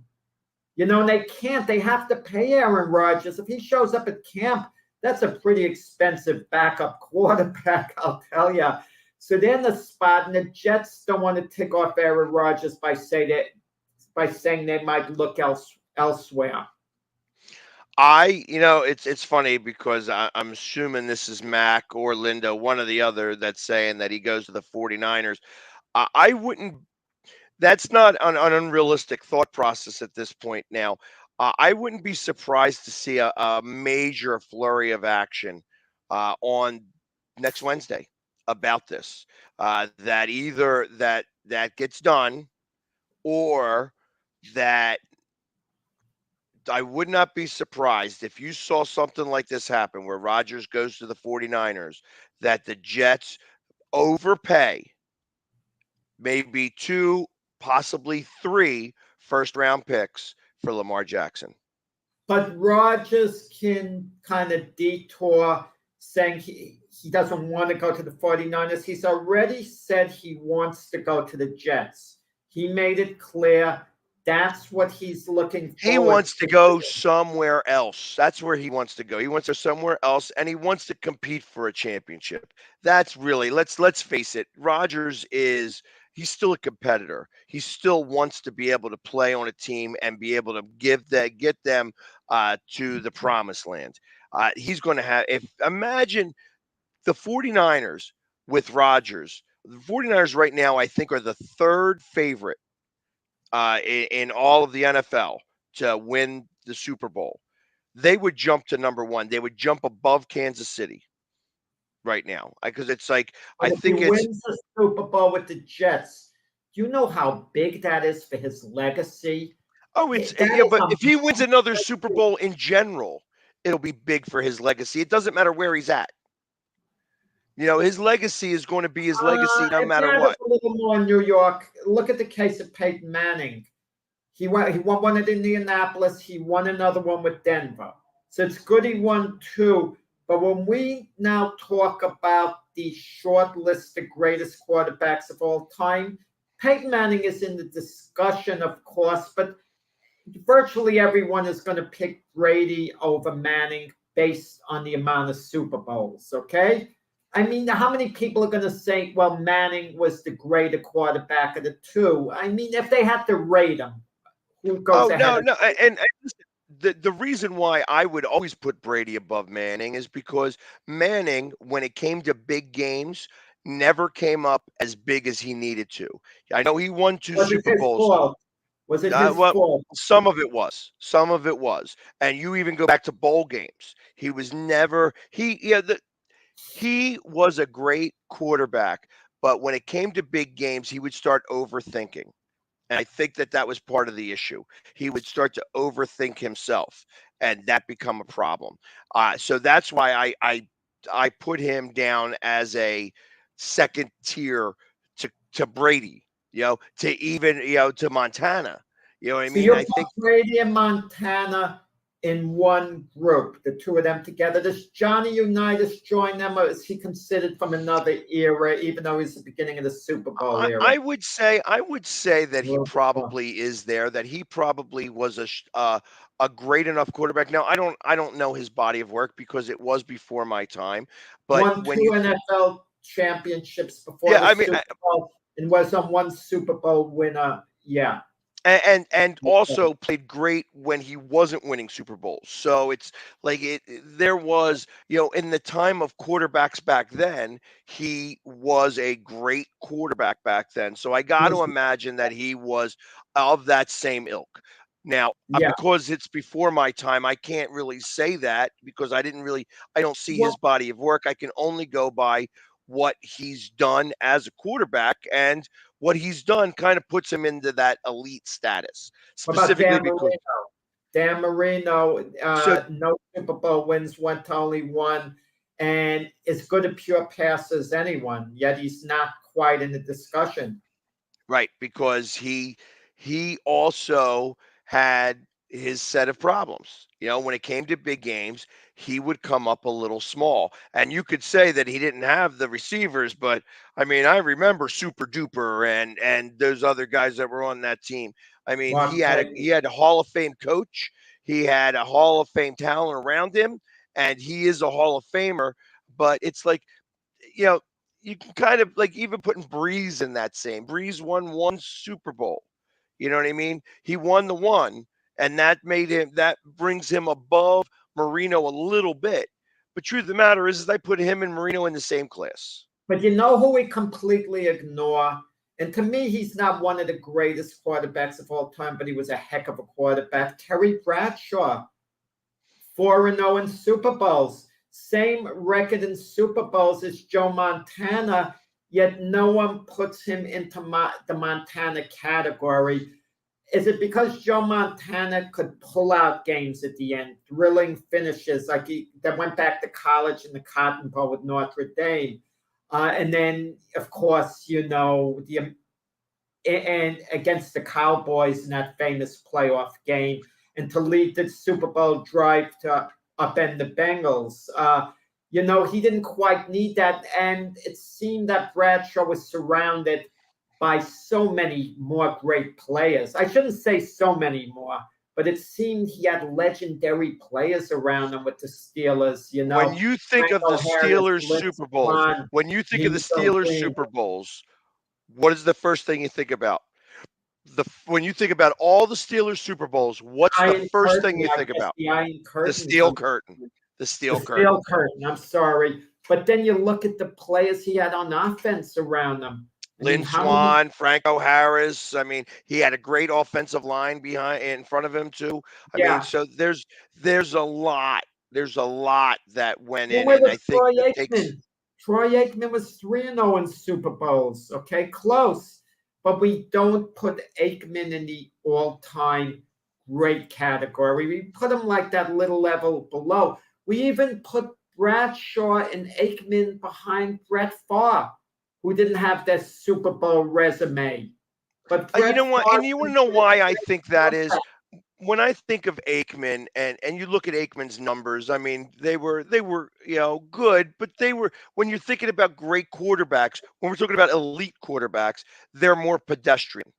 And you think about, that he had one great receiver, he had a couple of good tight ends, but he had an amazing running back. That was taking most of the load a lot of the time. Yeah, so that's why I think that, again, he falls into that category, because when you think of the Dallas Cowboys team, you think of the big three. You think of Aikman, Irvin, and Smith. That's why because when you think of Joe Montana, you think of the catch. They don't call it the throw, they call it the catch. But and he had great players around him. He had Roger Craig. He had Clark. He had Jerry Rice. But Joe Montana also played against really good teams and had to do drives and do stuff like that. Think about John Elway. John Elway was worse, in terms of you think about like how many Super Bowls he lost in comparison to what he won. He won 3, and then he won 2. Over there, what was in the news? I'm detouring a little bit because you mentioned Michael Irvin. Michael Irvin hasn't gotten reinstated by the NFL Network yet, but they are paying him, so they're not liable, I guess, with any lawsuit, because he hasn't gotten fired. He just hasn't been allowed to be on the air. Now, there's a school of thought, well, the Marriott, who has some lawsuit with Michael Irvin, is one of the sponsors. So it puts them in an odd position. And also, Michael Irvin's past has been a little bit checkered. You know, there have been some incidents on and off. But the thing about Michael Irvin with this case, if Michael Irvin admitted to drinking too much, and and if you're being employed and you're working and you go out, I don't want to hear that you've drank too much. Even if you didn't say such and such to the lady or whatever, we don't know. It's a bad look. It's a bad look. I'm employing you. You're part of my network. You better be responsible how much you're drinking. You better be back to your room at a decent hour if we need you to be up the next morning, for work. So I just don't know where this case is going with Michael Irvin. Could he, what he may have said, what he didn't say, how it came across. I mean, I'm willing to give Michael Irvin the benefit of the doubt right now. I really am. But he's kind of not quite in the clear because this thing hasn't gotten resolved. If there was a mistake going on, it should have gotten resolved.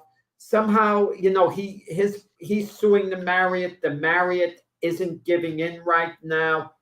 We don't know what's going on behind the scenes. They're privy to information, the NFL, their offices that we're not privy to, okay? And it's not a comfortable situation. And the longer Michael Irvin stays off the air, and he hasn't been back on ESPN on First Take going at it with Stephen A., it doesn't look so good, okay, all around. Now, I don't know where this is going to wind up. I don't know where it's going to wind up. But, I don't know what to say about it anymore. It kind of is a shame because I liked listening to Michael Irvin. I mean, obviously he knows a lot about football, and even though I may not have liked him as a player on the field, he was very influential in the way that he talked about the game, and he always had a respect and a love for the fans, which I really do appreciate. And I think that that's something that's looked over here in the midst of some of this. I don't ever want to say that out of all the things that people have done, that this seems very benign. You know what I mean? In comparison, well, let's say he said something to the young. Let's say he said something to the young lady that was improper. Well, hey, listen, it could have been off color in a lot of different ways, and I'm not talking about the actual, I'm not talking about in that type of, in a racist sense. I'm just saying that it could have been anything. He could have been inappropriate. He could have said, "Hey, you look real sweet, mama." You know what I mean? Like he could have said anything that she could have taken the wrong way. If he made a pass at her, saying, "Hey, come up to my room," blah, blah, blah, blah. It could come under the category of being distasteful, but she could easily just walk away from him as well. And is she offended by a guy coming on to her a certain way? Some guys are a little lewd the way they come on. If he did, what we saw on the tape visually didn't seem to be... Even if he was saying the absolute worst things in the world during that time, it was so soft. If he's being nasty, what's his tone? If his tone is being nasty, or I want to do this to you, and it's coming off like as a harsh sexual tone, I don't like it, and it's unacceptable. And it could be reason for him to be let go if he's coming across that way. If he's coming across, other ways, I want to know his tone, this and that. Aside, or did the Marriott overreact on this? That's a question too. And the Marriott's in the spot. You want to know why? Because if a female employee comes and says someone that made certain remarks, a sexual remark to them, and in this day and age, if they ignore it, the Marriott could get in trouble for ignoring something like that. So sometimes you feel obligated to report a certain thing that's said, because when in an ultra-sensitive society where you could get in trouble for something. So that the safest way to go is just to report everything. And the safest way to go might be to just cancel someone out. And that's what we talk about, the cancel culture, which I'm disgusted with to a large degree. A guy's career should not get ruined over a remark he could make. Sometimes you're joking around, you're giddy, you make an inappropriate remark. It could be towards any group of people, which is unfortunate, okay? But you shouldn't get canceled out. You shouldn't have to go through the whole thing. Right, but that's the society we live in now. Now that it's a lot easier to just cancel somebody than, and think about how big of a deal it was when Jimmy the Greek said what he said. And looking back at it, it was like, it was insensitive, it to a certain extent. But he was, they canceled him right away. They says, okay, you're no longer able to do this. And he didn't really even mean to be mean-spirited when he said what he said. You know what I mean? It's intent. It's intent to whether someone is being mean-spirited, whether they just make an unfortunate remark. The guy's name, what was it, Miles Leonard or something on the Miami Heat, said something that would be an anti-Semitic remark, but he didn't even know it was really exactly anti-Semitic. He made a remark. He was somewhat ignorant towards the remark he made, and he sincerely regretted the remark he made, by all accounts, really sincerely regretted it. But he was forced to take sensitivity courses, this and that. You can make a remark not thinking much. You know what it is, and it could come out of your mouth, and it doesn't mean you need to take a sensitivity course. You sit down with the person. If they're sincere about the apology, they really didn't mean it. Oh, I'm really sorry I offended people. I feel bad about it. That's enough. That should be enough. But if you have a history of a certain conduct, that's another matter. Unfortunately, with Michael Irvin, there's a history of erratic behavior going back to the time he was a player. And, does that factor into it? And listen, the announcer of the Sacramento Kings, DeMarcus Cousins, kind of set him up saying, what do you think of the Black Lives Matter movement? And he tweeted back, all lives matter. And that got him fired as the Sacramento Kings broadcaster. If that's the only thing he's done in his history, reprimand him. Say, listen, you got to understand, it's insulting to some people to say all lives matter. You don't do that, And if that's his own, but to fire him, his whole career goes down the drain for that remark. I can't go for it. I would agree with you. So, and I guess we'll see, because ultimately football season is going to begin. He's always been a very big part of the draft. Michael Irvin has been one of the guys who's usually doing day one. So the fact that he's not doing day one is going to be interesting, who they're going to put in his place, because he's usually one of the hosts of day one of the NFL draft. So I got to imagine somebody's going to be there in his spots, obviously, but it's a shame. And we're going to find out. I mean, I'm not heartbroken about it. I'm going to still move on and still live.